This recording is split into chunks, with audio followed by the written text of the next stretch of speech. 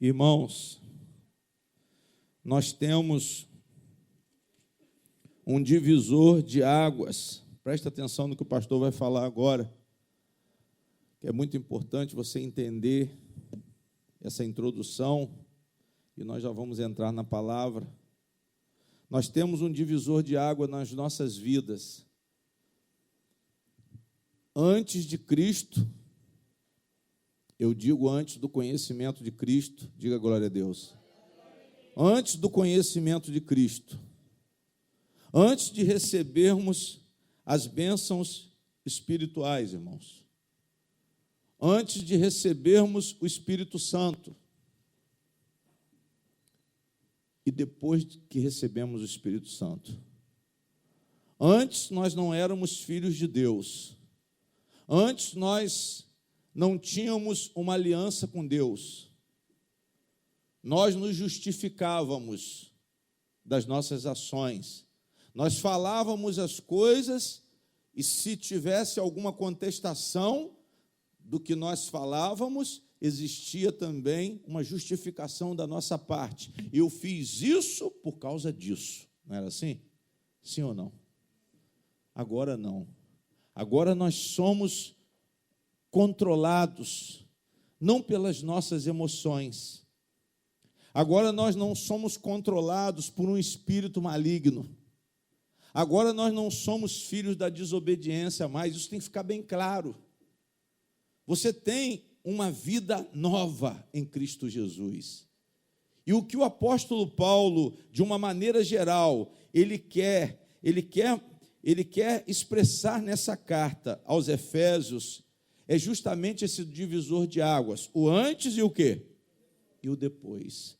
Pastor, será que antes de Cristo eu era uma pessoa e agora depois de Cristo eu sou outra pessoa? Será que agora depois de Cristo eu sou melhor? Será que agora depois de Cristo eu tenho controle? Será que agora depois de Cristo eu fiquei mais educado? Eu consegui controlar a minha emoção, eu estou conseguindo vencer o pecado, ou o pecado continua me vencendo? Será que eu estou conseguindo crescer na santidade? Porque quando se fala de santidade, não é aquela consternação, não é aquela pessoa parada, não é aquela pessoa que não faz mais nada, amém? Mas é uma pessoa que anda pela palavra de quem? O santo, o santificado, ele é controlado pelo Espírito Santo. Santificado por quê, pastor? Porque ele é separado. Santificado porque ele é separado para Deus. Santificado porque ele é separado para servir a Deus. Quem está entendendo, diga amém. A santificação é algo, é uma atitude, irmãos, espiritual. A santificação é uma ação, não é um estado de apatia, mas é uma ação. A santificação é uma atitude de acordo com a vontade de quem? Com a vontade de Deus. O santo, ele é ativo. O santo, ele faz a vontade de Deus. O santo, ele pensa como Deus quer que ele pense. O santo, ele não tem pensamento próprio, desde que esse pensamento seja contrário ao Senhor. Eu não quero dizer que você perde a sua identidade. Tem gente que entra para a igreja, perde até o nome, mas nós continuamos vivendo. Paulo disse, a vida que agora eu o quê? Eu vivo, mas não sou mais eu, mas Cristo vive em a vida que agora eu vivo na carne, eu vivo para Cristo, eu vivo para o Filho de Deus que morreu por mim, que me amou, diga glória a Deus. Nós não vivemos mais, irmãos, para nós. E isso tem que ficar muito claro para os membros da Igreja de Jesus. Já não é mais você, já não é mais a velha criatura, já não é mais o velho homem. Você foi redimido por Deus. E se você foi redimido por Deus, você vive agora de uma forma diferente, você pensa, você reage de uma forma diferente do que era o quê? Do que era antes.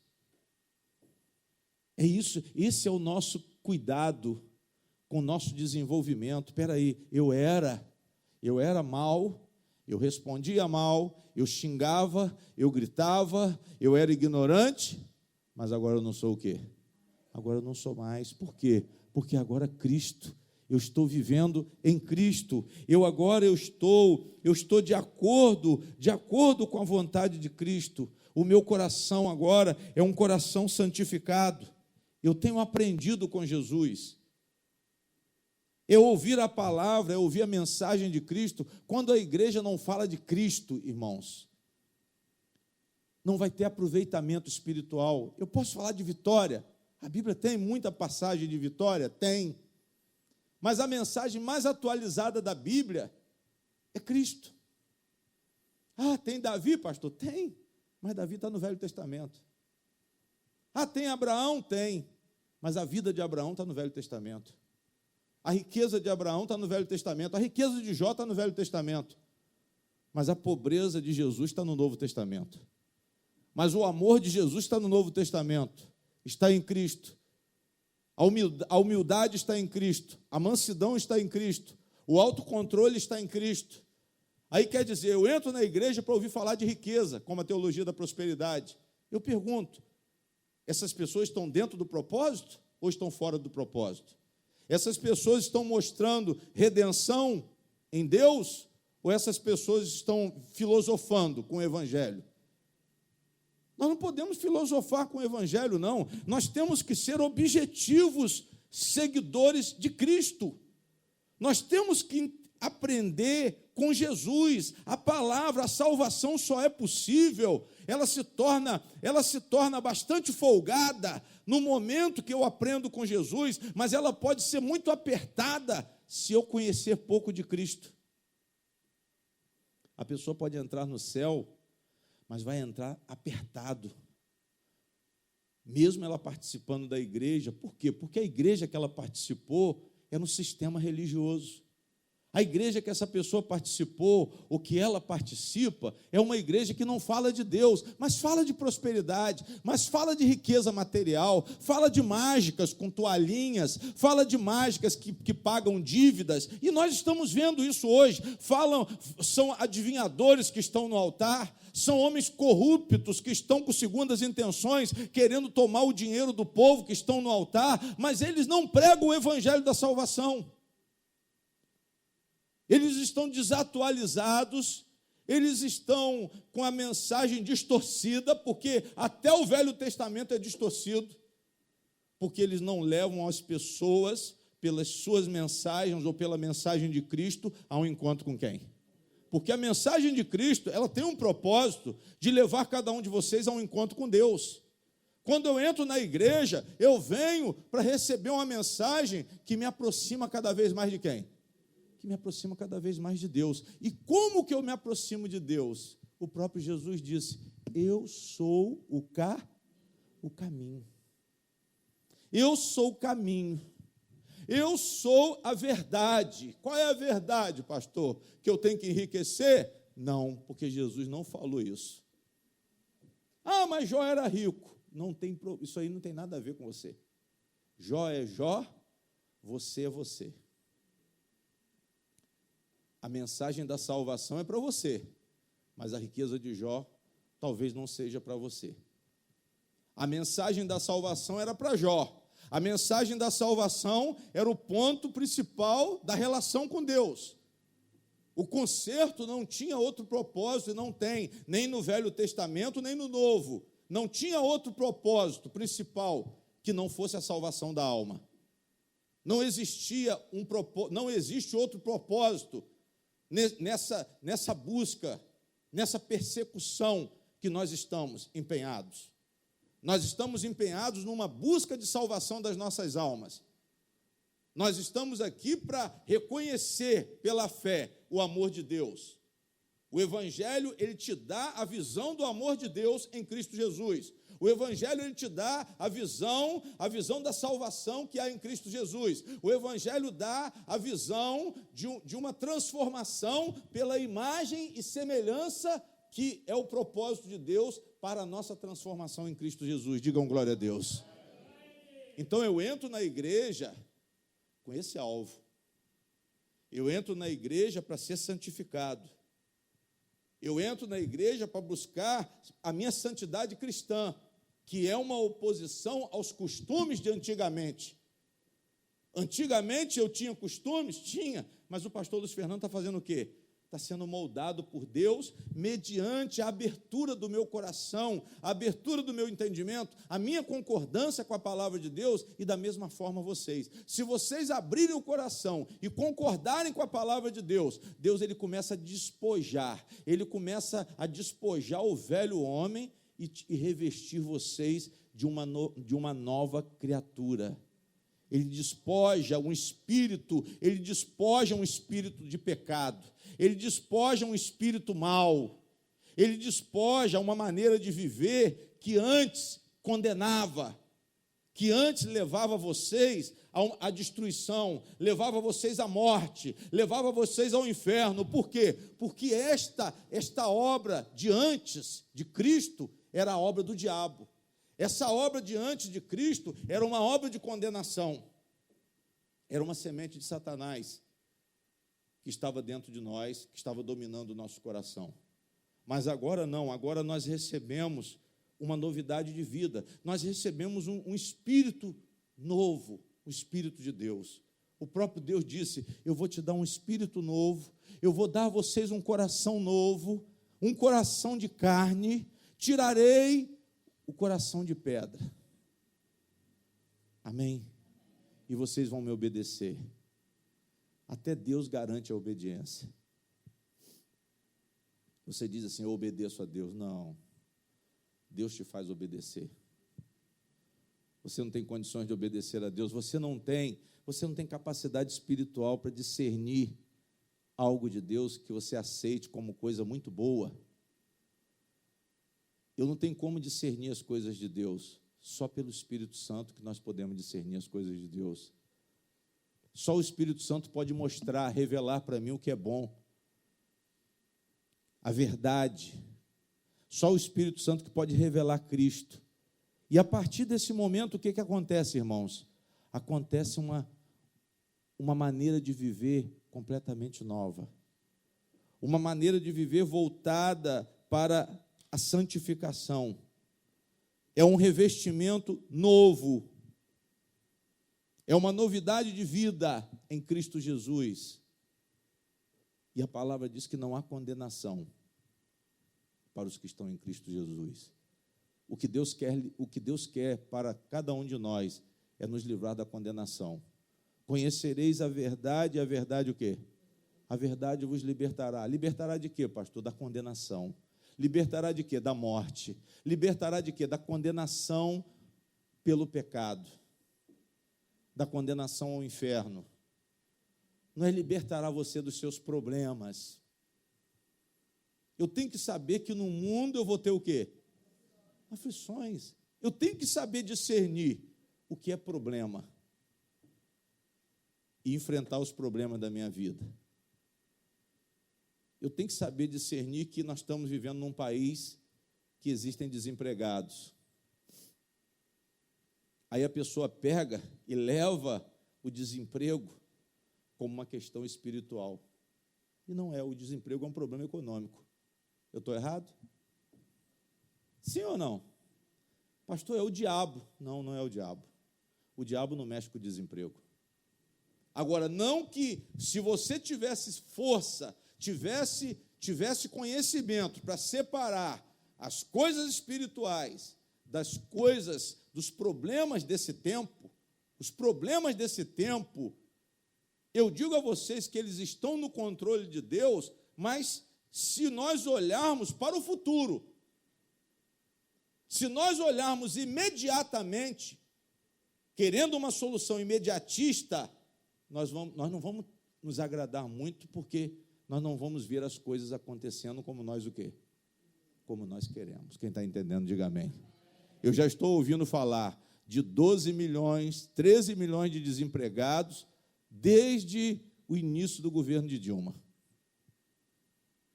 há 5 anos atrás. Eu já estou ouvindo falar de desemprego há 5 anos atrás. Será que Deus é surdo? Será que Ele é surdo? Pastor, quantas pessoas pediram a porta de emprego e continuam desempregadas? Será que Deus quer que a pessoa fique passando dificuldade? Claro que não. Claro que não, mas esse mal, ele é efeito do pecado que existe aonde? Que existe aonde? Existe no mundo, na terra. Eu tenho que saber o que é espiritual, eu tenho que saber o que é problema temporal, eu tenho que saber o que é aflição do mundo. Mas eu não posso também generalizar tudo, irmãos, e levar para o lado da superstição. Isso é muito comum dentro da igreja. Talvez você fale assim, esse pastor é incrédulo. Não. Eu estou de acordo com a palavra de Deus. Eu medito na palavra de Deus. Não adianta vir querer vir filosofar comigo, com a Bíblia, não. Eu ouço Jesus Cristo. Jesus disse para eu não ficar preocupado com a comida, para eu não ficar preocupado com a bebida, para eu não ficar preocupado com a roupa, para eu não ficar preocupado com o dinheiro. Ele disse que o dinheiro é uma riqueza injusta, ele disse que o dinheiro é a raiz de todos os males. Sim ou não? E por que a igreja tem pregado a riqueza? Nós deveríamos perguntar a esses pastores, por que o senhor prega a riqueza, se Jesus diz que os ricos dificilmente entrarão aonde? Será que eu estou levantando almas para o inferno? Será que a igreja que prega a teologia da prosperidade está levantando almas para o inferno? Eu digo categoricamente, com toda propriedade, que sim. Porque essa pregação afasta as pessoas de quem? Afasta as pessoas de Deus. Você vai ficar rico, irmão. Dá oferta, irmão, maior, irmão. Pega o envelope aqui, o desafio é o tudo. O desafio é você vender o seu carro, vender a sua casa. O desafio é esse, como se Deus fosse um gênio da lâmpada. Como se a igreja, a comunhão com Cristo, ela tivesse no meio da comunhão um balcão de negócios. E é isso que nós estamos vendo dentro da igreja. E nós não podemos compactuar com esse tipo de coisa. Os verdadeiros cristãos, eles estão buscando santidade. Eles estão buscando santificação em seus corações. Eles estão buscando se livrar dos males interiores, para que nós tenhamos uma vida melhor, relacionamentos melhores. E Cristo promoveu isso. Cristo falou sobre isso. E o apóstolo Paulo desenvolveu a mensagem de Cristo, o Espírito Santo desenvolveu a mensagem de Cristo no coração do apóstolo Paulo, como também desenvolve a mensagem de Cristo nos nossos corações. Mas nós temos que buscar as coisas de quem? As coisas de Deus. Pedi e dar-se-vos-á, buscai e achareis, batei e abrir-se-vos-á, todo aquele que pede recebe, todo aquele que busca encontra, e todo aquele que bate a porta o quê? Se abre. Vós que sois maus, sabeis dar boas dádivas aos vossos filhos, quanto mais o Pai que está no céu não vos dará o que pedis? E Lucas ainda diz assim, a palavra se refere ao Espírito Santo, pedir o Espírito Santo. O que nós temos que pedir, pastor? O Espírito? O Espírito Santo. Por que o Espírito Santo? Porque o Espírito Santo é o controle de Deus dentro de nós. Por que o Espírito Santo? Porque o Espírito Santo vai me fazer ficar rico? Não, porque o Espírito Santo vai me santificar. Por que o Espírito Santo? Porque o Espírito Santo vai me ensinar a ser manso. Por que o Espírito Santo? Porque o Espírito Santo vai me convencer dos meus pecados. Por que o Espírito Santo? O Espírito Santo vai me mostrar que tem um juízo para acontecer. Ele te convencerá do pecado, da justiça e de quê? Do juízo. Ele vai te convencer do pecado, que é o mal, que te leva para o inferno, do juízo, da justiça, que é Cristo. Ele ensina que Cristo é a salvação, ele ensina que Cristo é a justiça, que não há justiça no homem, e para encerrar, ele ensina que vai haver um juízo, uma condenação para aqueles que viverem distantes de Deus, para aqueles que não aceitarem a palavra, para aqueles que não crerem. Amém, irmãos? É isso que nós temos. Pastor, peraí, a visão do Evangelho é essa. É o resumo que eu estou fazendo aqui. Jesus, ele quer o controle de Deus em nossos corações. Isso se chama reino de Deus. O que é reino de Deus? Controle de Deus. O que é reino de Deus? Senhorio de Deus. O reino era de Satanás antes, agora o reino é de Deus. O reino era de Satanás, mas nós fomos comprados. Aquele que nos enganou no jardim, ele perdeu as nossas almas, as almas daqueles que creem para Jesus Cristo na cruz do Calvário. Jesus hoje ele tem o direito sobre a sua alma. Por quê, pastor? Porque a Bíblia diz que ele pagou um preço. A Bíblia diz que ele pagou um preço de sangue pela sua alma. A Bíblia diz que ele foi propiciação. Ou seja, Jesus foi aceito como cumprimento da justiça de Deus. Jesus, ele deu satisfação a Deus em relação aos nossos pecados. Jesus, ele pagou a dívida de pecado que nós tínhamos, que iria nos levar para o inferno. Jesus foi lá e pagou. E quando ele pagou, ao mesmo tempo ele comprou a nossa vida. A nossa vida estava com o diabo, a nossa vida estava perdida. A nossa vida era passível de condenação, nossas almas eram passíveis de condenação, mas Jesus, ele compra, e agora chegou a hora de você entregar o que ele comprou. Vocês estão entendendo? Diga glória a Deus. Agora vocês têm que entregar para Jesus a vida de vocês. Por quê, pastor? Porque ele comprou. Como que eu sei que ele... Mas ele não comprou, ele não me deu dinheiro nenhum. Não, mas ele não te deu dinheiro, não. Ele comprou a salvação para você. Se você souber que a vida sua não acaba aqui, você vai se entregar para Jesus o mais rápido possível. Se você souber que ainda tem uma outra fase de vida, que se chama eternidade, posteridade, existe uma vida depois dessa vida, existe uma continuação, uma consumação, você vai entregar a sua vida. Se você procurar conhecer qual é o propósito de Deus, você vai entregar a sua vida. Amém, irmãos? E é isso que nós temos que ficar concentrados todo dia. Não é pensando nos nossos negócios, não. Eu falei de investimento no último culto aqui, ou não falei? Investimento de vida, investimento de coisas, investimento de dinheiro, investimento de tempo. Porque tudo que nós recebemos hoje, nesse tempo, não pertence a quem? Não pertence a nós, mas pertence a quem? E o que é nosso? E o que é nosso? Olhe para mim. O que é nosso, o que é seu, o que é meu, está nas mãos de Deus. Mas a Bíblia classificou o que temos hoje como pouco.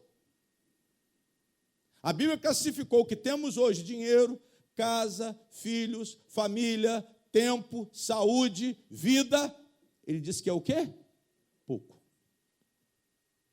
Aí Jesus falou assim: aquele que é fiel no pouco, vai ser fiel o quê? Vai ser fiel no muito. Pastor, e o que é o muito? O muito são as coisas de Deus. O muito são as bênçãos espirituais.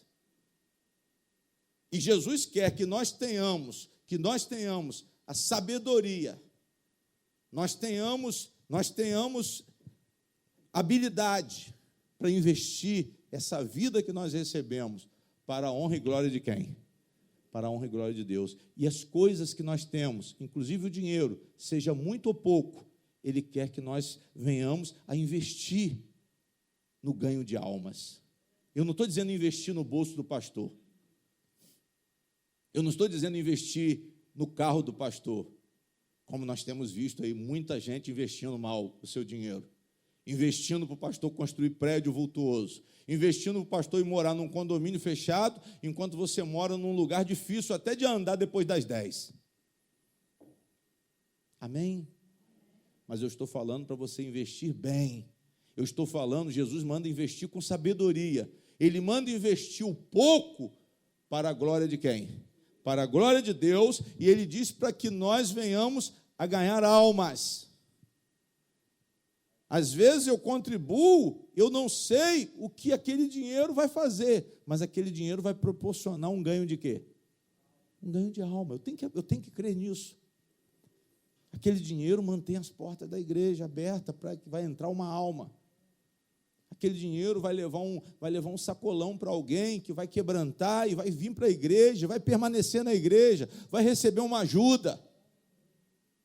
Isso é um investimento, irmãos, e isso parte de nós, não é o pastor que faz isso, não. Isso é a igreja. Glória a Deus. Mas por quê, pastor? Porque Cristo está no controle dos nossos corações. Porque Jesus é quem arquiteta o nosso dia. Jesus é quem arquiteta o que nós temos. Porque, na verdade, tudo o que temos provém de quem? Provém de Deus, é dado por Deus, é mordomia, são coisas que estão à nossa disposição, mas, na verdade, não nos pertencem. Pastor, eu tenho 3 casas alugadas. Você não tem nenhuma. Você administra 3 casas. Eu tenho um carro. Não, está emprestado. Você anda nele, você usa ele. Você tem ele à sua disposição, mas ele não é o quê? Ele não é seu. Eu pergunto, quando você morrer, você vai levar? Acabou. Você pode dizer que é seu. Só que Deus quer que tudo que nós recebemos para administrar seja usado para a glória de quem? Seja usado para a glória de Deus. E esse é o resumo do último culto. Mas eu tenho que saber, pastor, eu estou vivendo hoje de acordo com a vontade de Deus? Se eu estou vivendo de acordo com a vontade de Deus, amém, graças a Deus. Eu estou sendo transformado? Amém, graças a Deus. Amém? Vamos ver o que a Bíblia diz. Efésios 4, versículo 17. Vamos ver o que fala sobre a santidade. Pastor, fale isso dentro da palavra, por favor. Me mostre dentro da palavra essa aplicação que o Senhor já antecipou para a igreja. Me mostre dentro da Bíblia o que o Senhor está falando. Vou mostrar. Quem achou, diga amém. A palavra diz assim, Efésios 4, 17. E digo isto, e testifico no... Paulo, ele tinha esse cuidado. Eu não testemunho de mim mesmo. Olhe para mim, irmãos. Quem prega o evangelho, quem faz a vontade de Deus, testifica a mensagem de Deus. É testemunha. Eu não sou dono da mensagem, não adianta eu chegar aqui e ficar dizendo, eis que te digo, irmão, eis que te digo, irmã, eu estou vendo isso, irmão, Deus está me mostrando aqui agora uma imagem aqui, eu estou vendo você, eu estou vendo uma macumba feita para a sua vida, para o seu casamento. E a pessoa se apega a isso pastor, eu vim de uma igreja, mas teve uma revelação. A pessoa não sabia de nada, sabe, pastor? Por isso que eu acreditei. Aí eu tenho que contar até, sabe quanto, irmãos?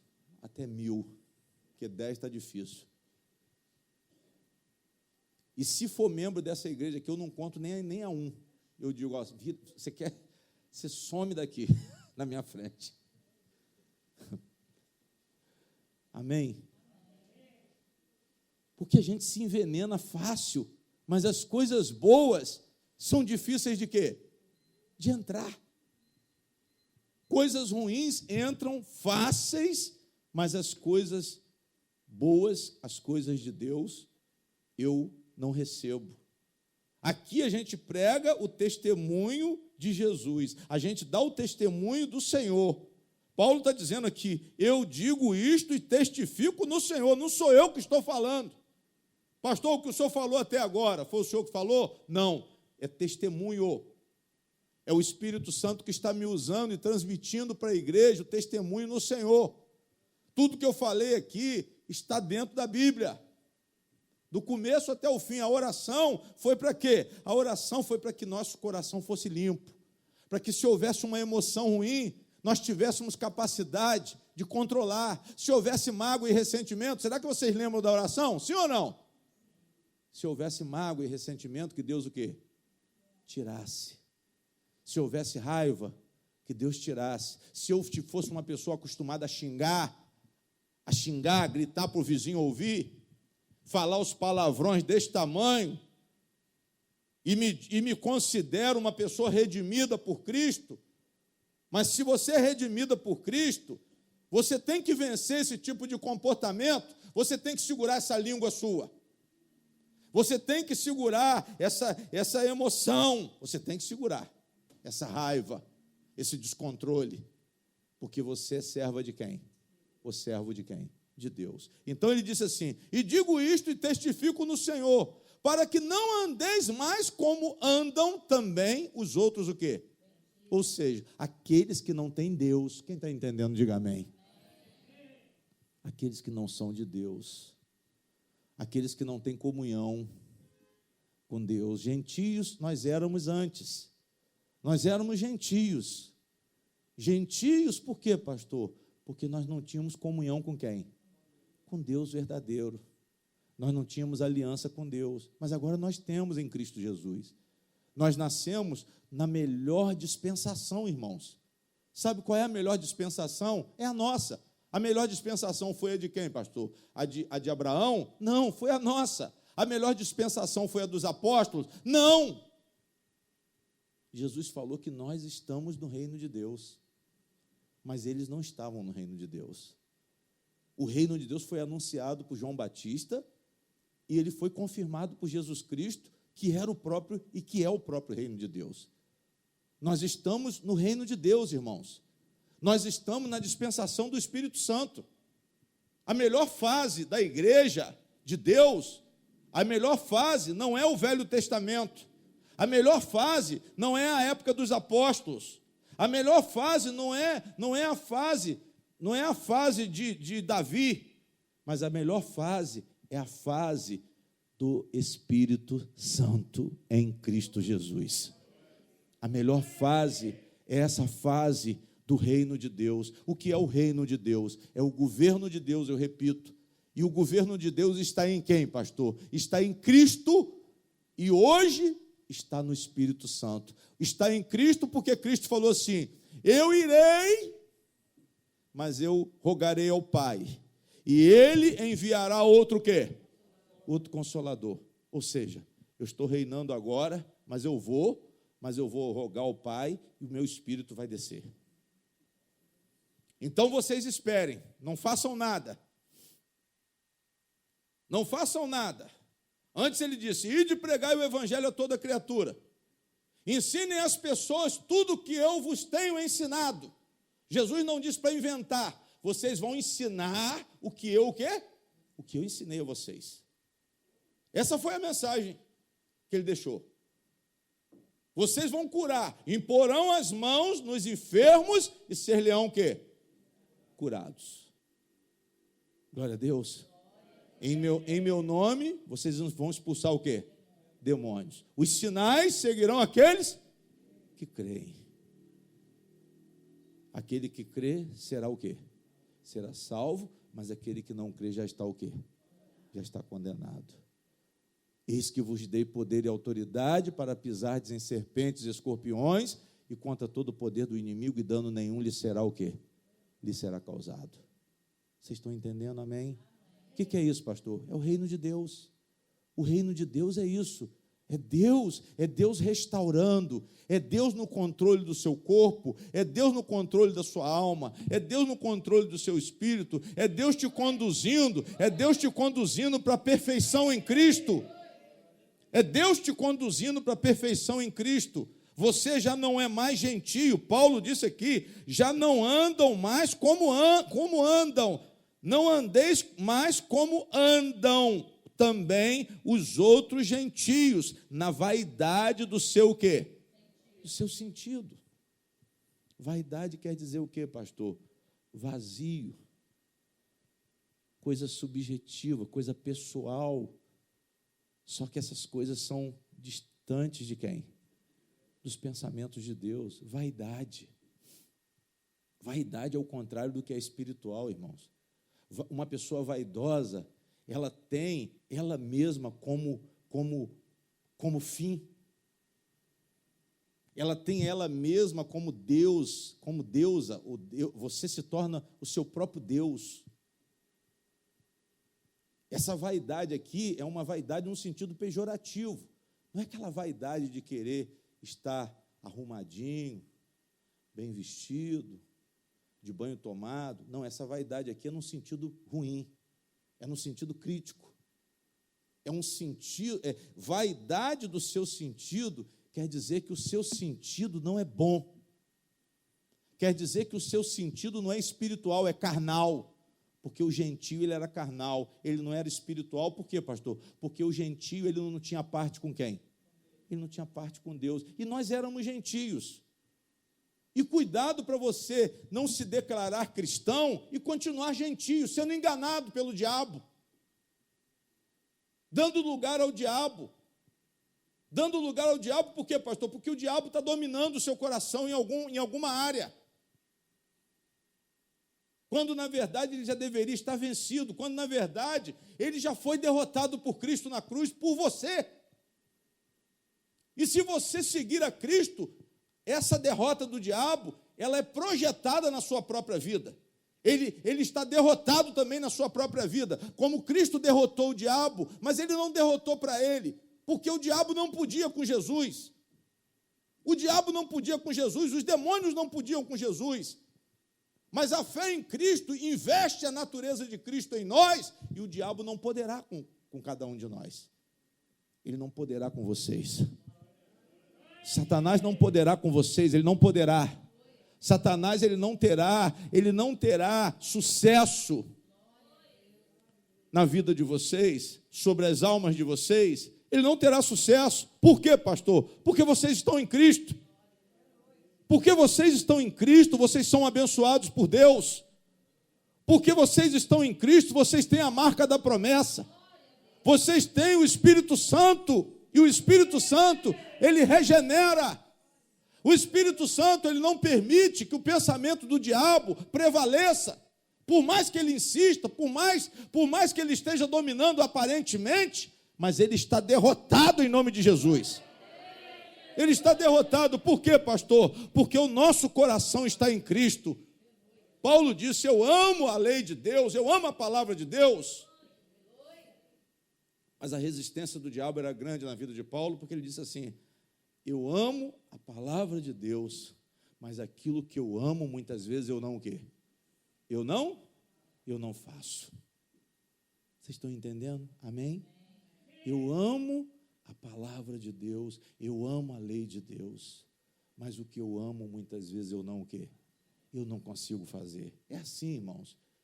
Pastor, nós estamos na igreja, mas muitas vezes nós vamos estar sofrendo a resistência do inimigo. Sim, por isso que é preciso muita oração, é preciso muita palavra, é preciso leitura da Bíblia, é preciso buscar esse desenvolvimento de autocontrole, de domínio próprio. Para quê? Para que você não dê lugar ao diabo. Amém?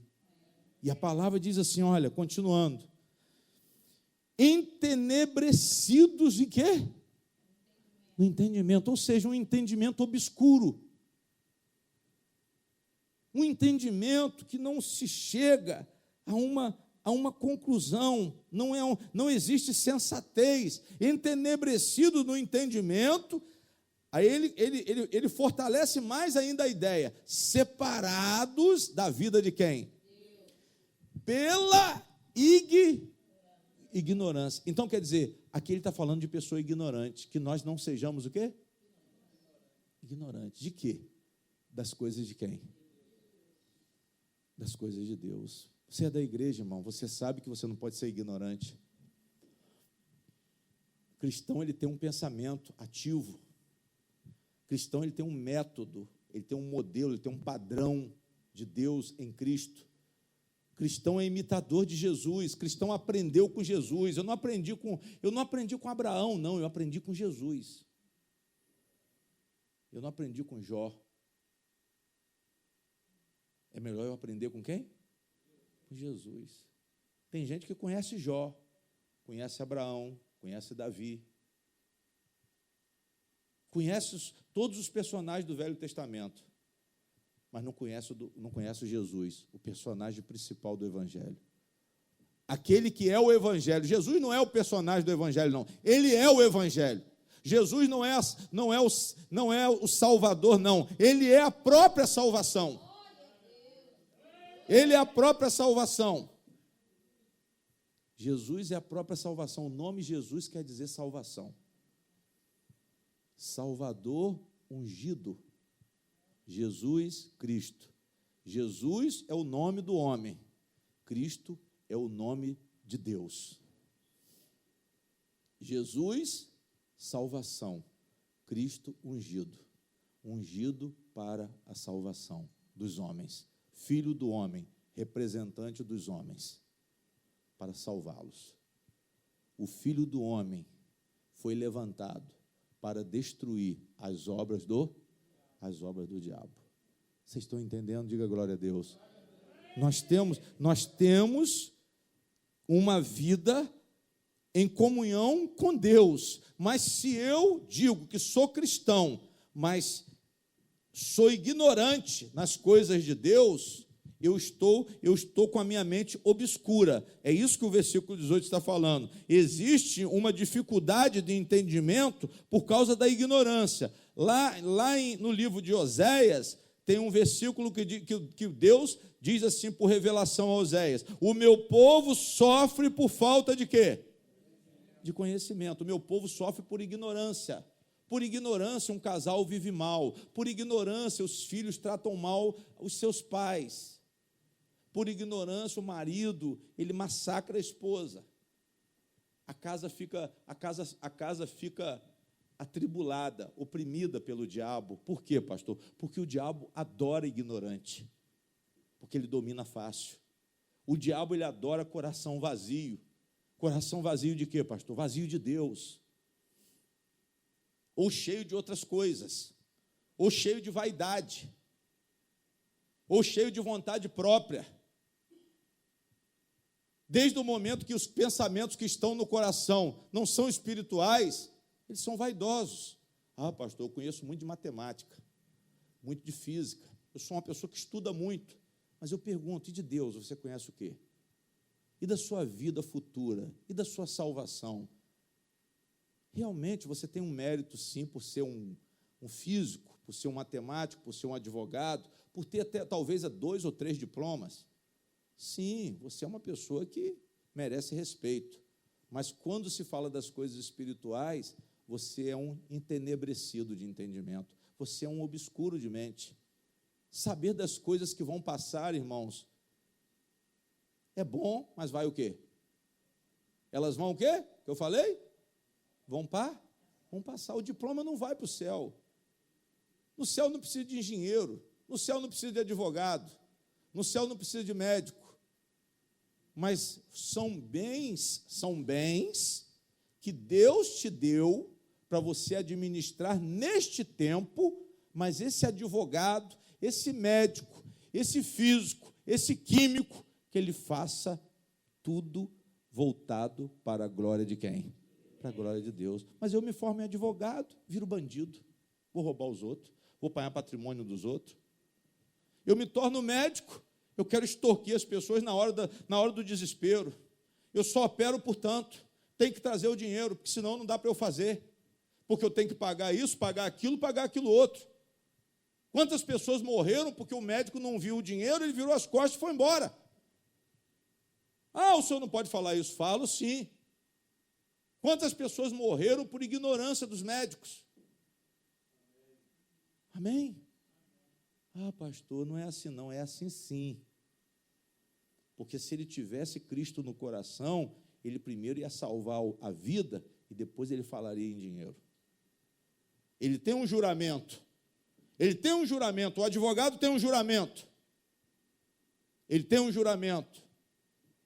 de preservar a justiça, de enaltecer a justiça, de ser um auxiliar da justiça. Apesar de defender o cliente, mas ele tem que enaltecer a justiça. Mas o que o advogado faz, pastor? Qual é a arte dele? Qual é o maior advogado? É aquele que consegue transformar a mentira em quê? Em verdade. É aquele que pega o acusado, o assassino, e absolve. Esse é o grande. Mas ele é grande aos olhos dos homens, mas ele não é grande aos olhos de quem? Por quê, pastor? Porque a tese dele de defesa foi baseada numa mentira. Foi dissimulação de fatos. E ele conseguiu convencer o júri. Ele conseguiu convencer os 7 jurados de que o assassino não era assassino. Só que os jurados foram enganados. Mas eu pergunto, e Deus? Deus pode ser enganado? Não. Ah, mas essa é a minha profissão. Que pena que você tenha caído nessa. Ah, não, mas ele tem renome, pastor. Ele é o maior criminalista de Campos. Eu não sei se eu bato palma ou se eu choro. Eu não sei se eu bato palma para ele ou se eu choro. Mas, olhando espiritualmente, é melhor eu o quê? É melhor chorar por ele, porque ele vai ter que prestar conta dessas mentiras.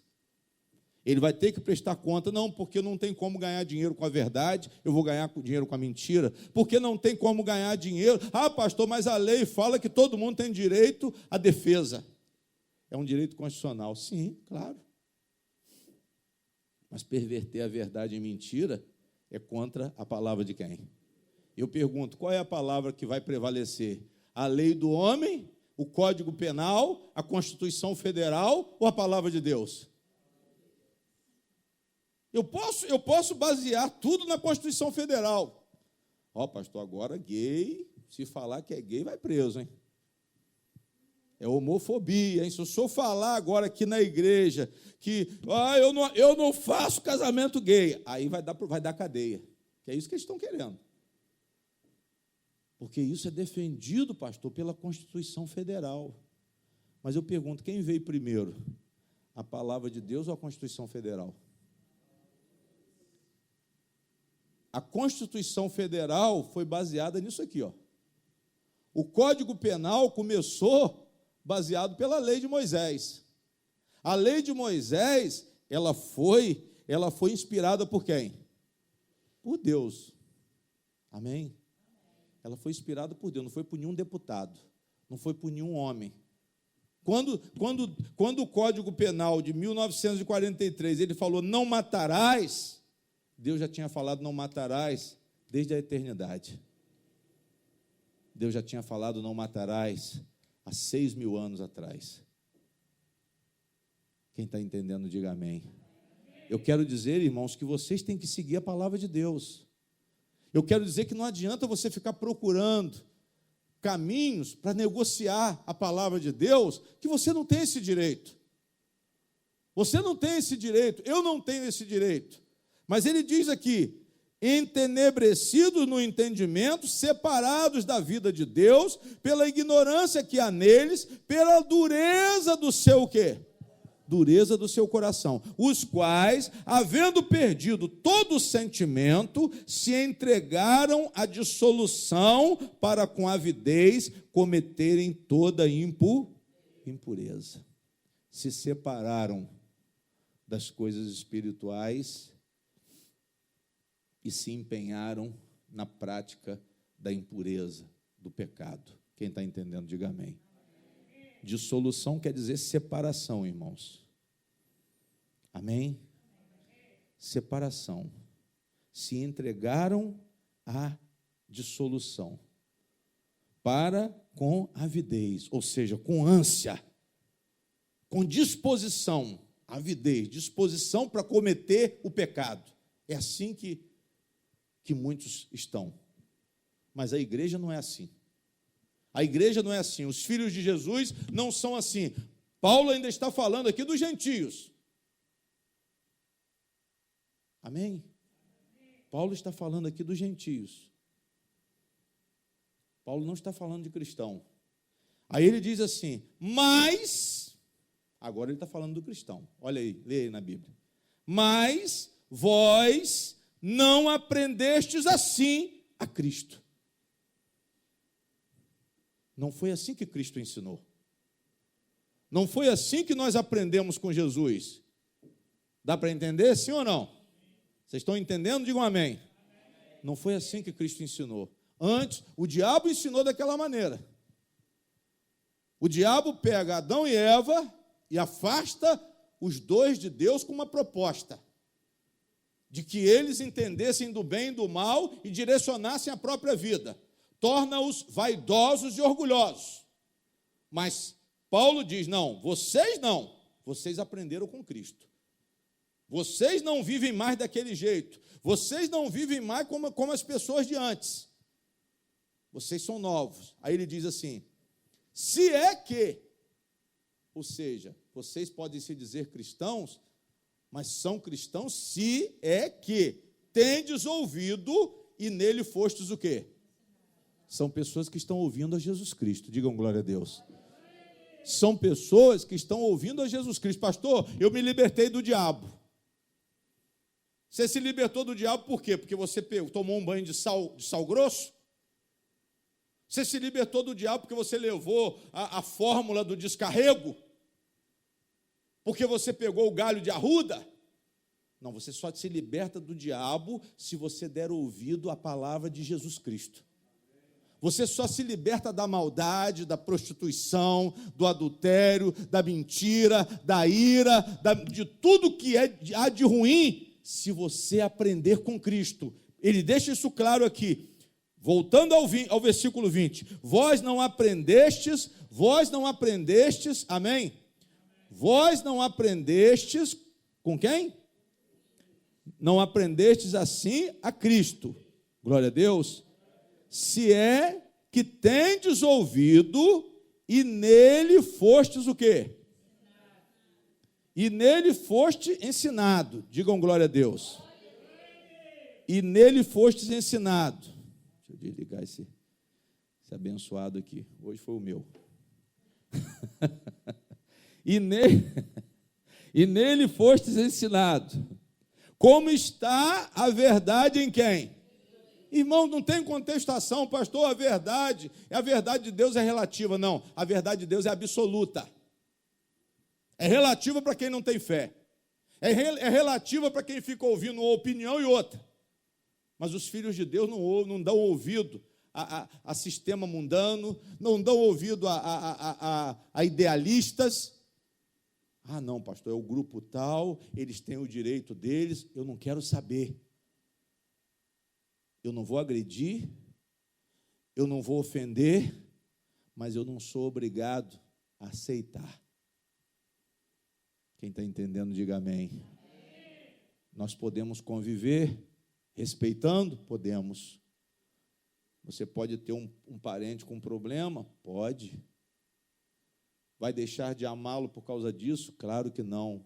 A igreja ela ensina o ódio contra alguém? Não. Jesus amou os pecadores. Não vamos distinguir classes de pecadores. Pecadores são pecadores. A igreja quer distinguir gay como pior do que adúltero? Esse é o nosso erro. Por isso que os gays não entram na igreja. Porque eles se sentem rejeitados. Porque eles sentem que existe um preconceito. Mas nós não devemos ter preconceito. Nós devemos tratá-los bem. E quando eles entrarem aqui, eles vão ter que suportar a verdade. Ou podem não entrar na igreja porque não querem suportar a verdade. Mas isso aí é outro problema, é o problema dele com Deus. Eles só não podem entrar aqui também e desrespeitar a palavra da verdade.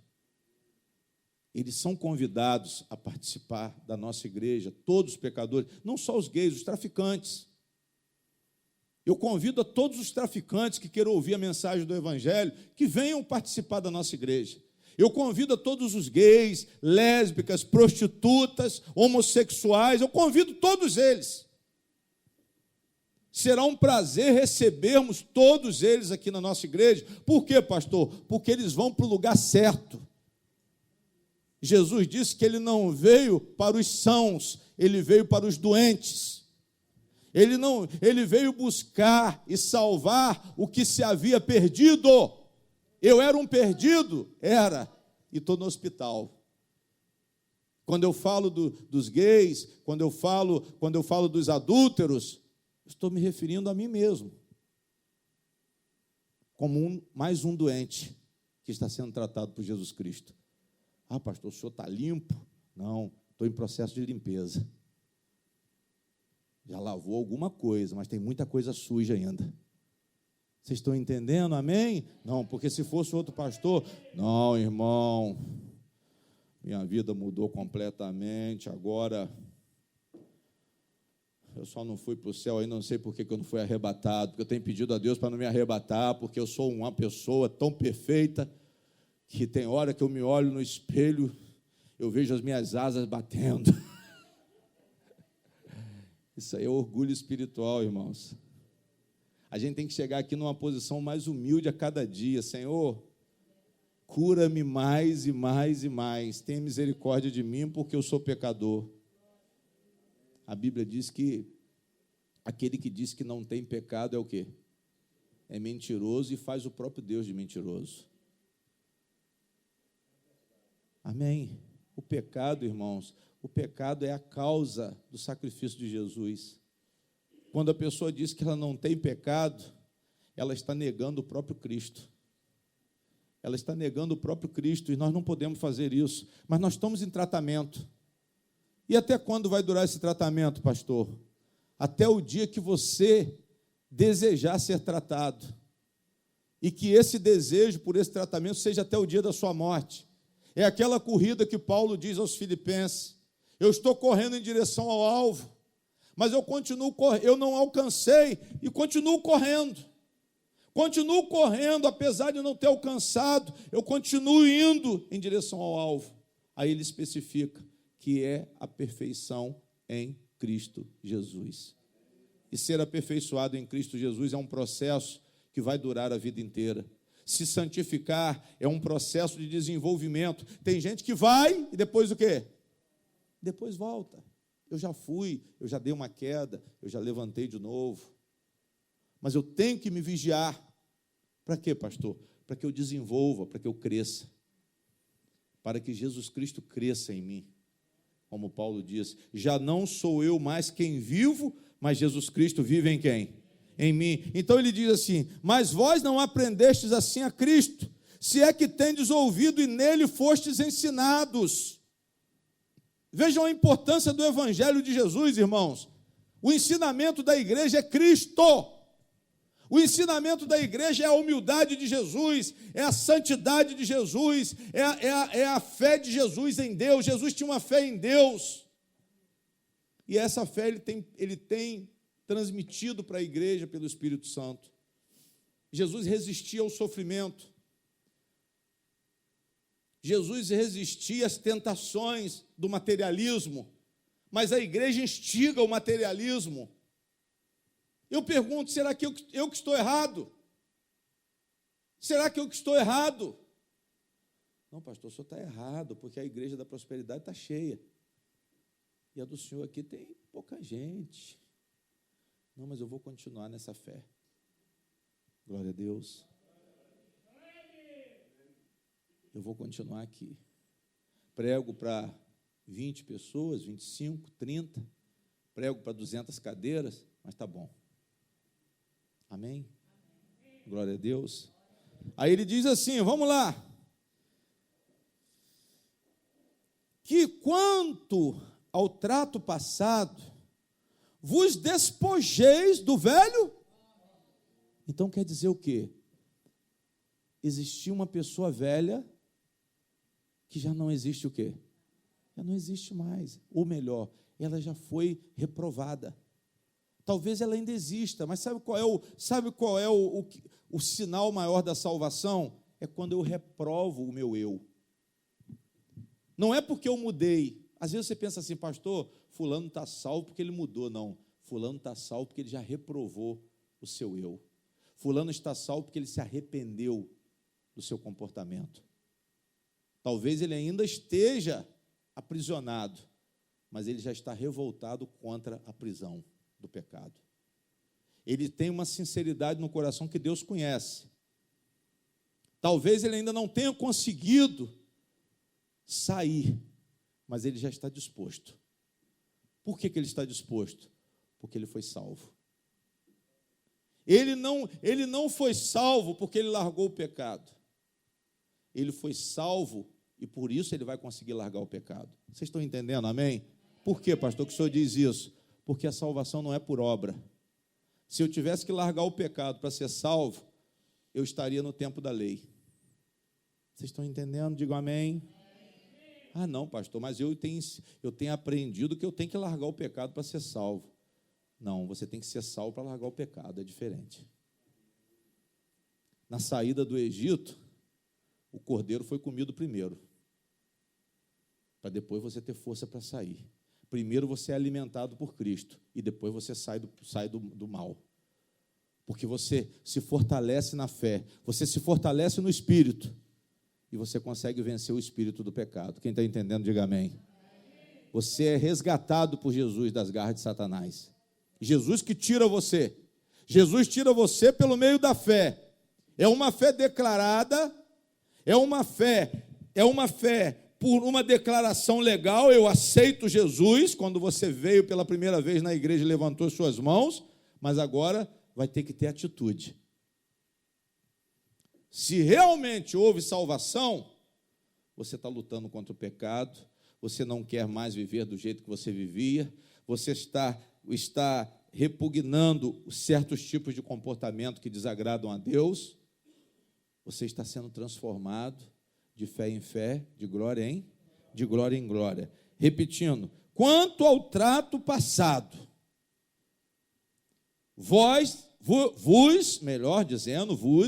despojeis do velho homem, que se corrompe com as concupiscências do engano, com os desejos do engano.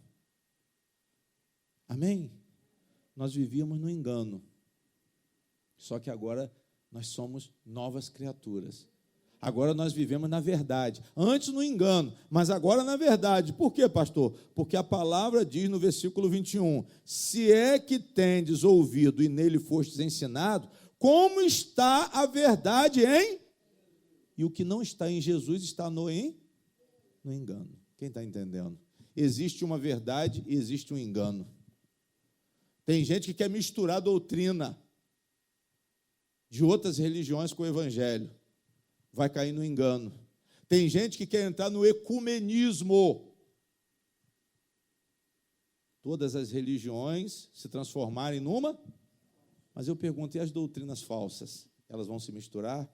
Claro que não. Jesus não vai querer misturar a verdade dele por causa de companheirismo. Não. Jesus não quer saber disso. Jesus, ele quer santificação no coração. Tem religião que tem uma doutrina, tem outra que tem outra doutrina, tem outra que tem a doutrina, e tem a doutrina do Evangelho, que é a doutrina dessa igreja aqui. Eu pergunto, qual que nós vamos seguir? A doutrina de Jesus ou a doutrina das igrejas? A doutrina de Jesus. Ah, não, pastor, mas eu sou isso, eu sou aquilo. Eu sou católico, eu sou espírita, eu sou bandista, mas é tudo a mesma, o quê que eles falam?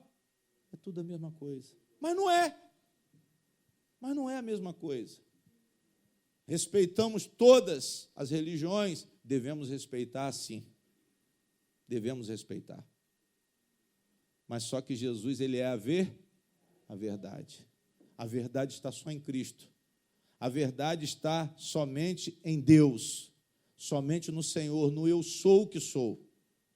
Não existem duas verdades, não existe relativismo no Evangelho.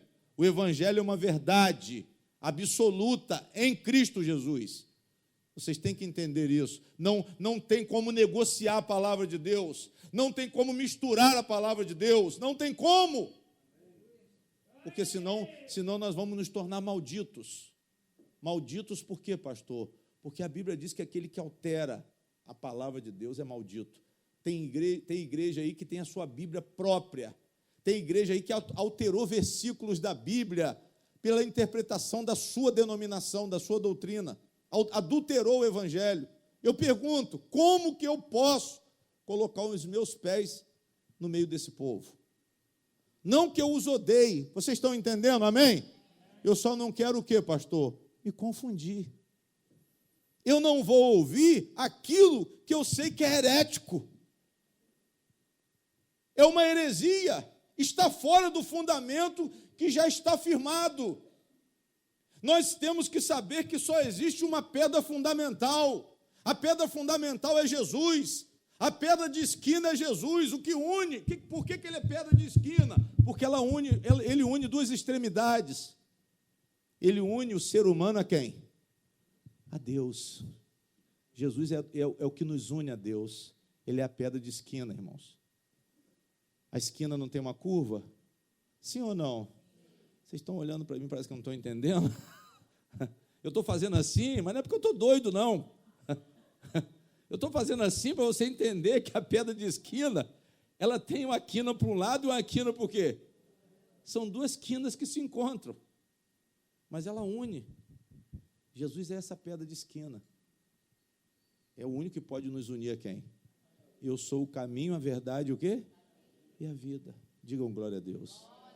Irmãos, sejam seguidores de Cristo. Sejam seguidores de Cristo. Depois, Jesus começa a falar, Paulo começa a falar especificamente, no 25 ele fala da mentira. Está escrito o que aí? Pelo que deixai o quê? A mentira. Pastor, eu não sei o que é mentira, mas depois, na outro culto, eu vou te explicar. Aí no 26 ele fala assim, irai-vos. Está escrito isso aí? Eu pergunto, a ira é pecado? Não, não é não, porque Deus está mandando irar. Existe uma ira justa e existe uma ira o quê? Injusta. Qual a ira que é pecaminosa? A injusta. É aquela que é decorrente da inveja, do ódio. Amém? Mas a ira é um sentimento permitido por Deus. Só que ela tem que ser controlada, ela tem que ser vigiada. Por isso que ele diz, irai-vos e não o quê? Não pequeis. Aí ele diz assim, não se põe o sol sobre a vossa o quê? Ou seja, que o sol não se põe, olha para cá para você entender, até que essa ira seja o quê? Controlada.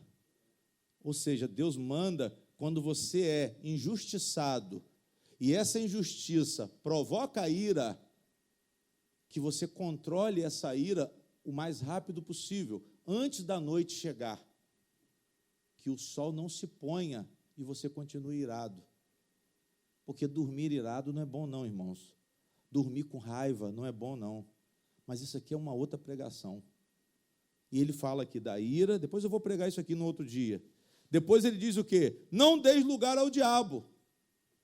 Quando a ira permanece, ela dá lugar a quem?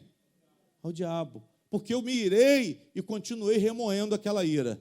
A ira se transforma em ressentimento, porque eu repito aquele sentimento toda hora. E depois ela se transforma em rancor. E depois ela se transforma em furor, que é o quê? Uma reação violenta. Vocês estão entendendo? Digam glória a Deus. Aí vai acontecer o que depois da ira, pastor? Vai acontecer a morte, vai acontecer a agressão física, vai acontecer a separação. Está entendendo, irmã Fátima? Vai acontecer tudo que é tipo de coisa ruim, porque o diabo tomou lugar onde você não deveria deixar ele tomar lugar. O diabo começou a controlar o seu coração, controlar o seu discernimento, porque você não tratou da ira que começou.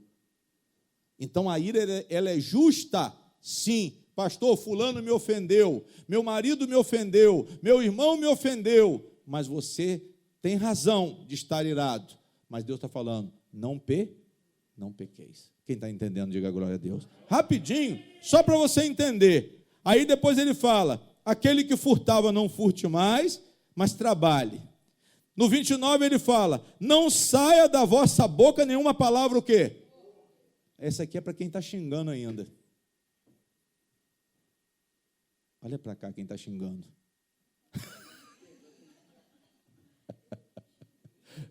A senhora nunca xingou não, irmão? Que boquinha santificada, hein? Oh, meu Deus, que benção.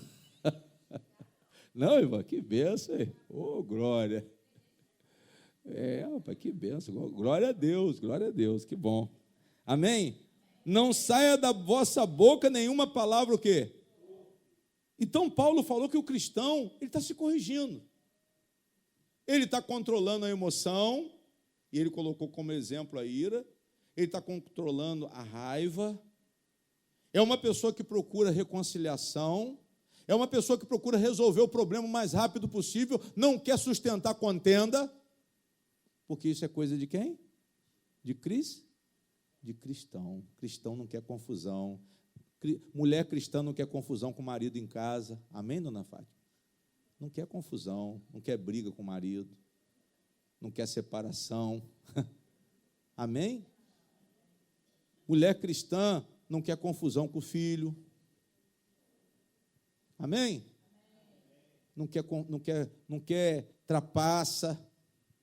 Cristão não quer fazer gato de luz, gato de água, gato net, né?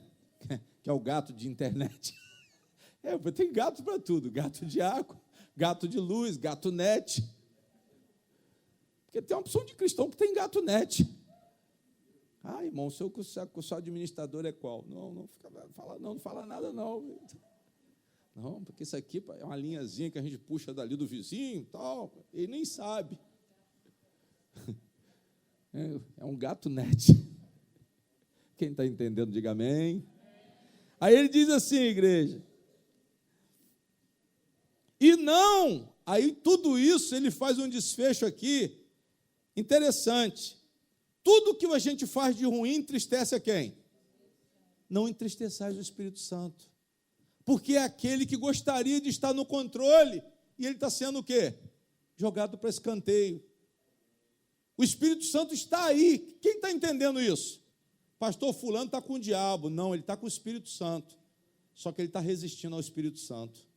E ele está entristecendo o Espírito Santo. Quando você xinga, você continua sendo mulher de Deus, só que a comunhão sua com Deus que está quebrada. Você tem que se arrepender, você tem que confessar.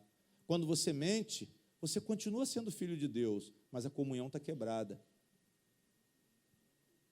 Deus livre e guarde você morrer com a comunhão quebrada. Por isso que é bom estar na igreja o quê? Confessando o quê?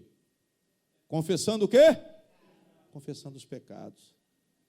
Por quê, pastor? Porque se o pecado está consentido no meu coração, o Espírito Santo está triste. Se o pecado não está reprovado por mim, o Espírito Santo está triste. E eu pergunto, será que eu chegar diante de Deus com o Espírito Santo triste, como é que vai ser?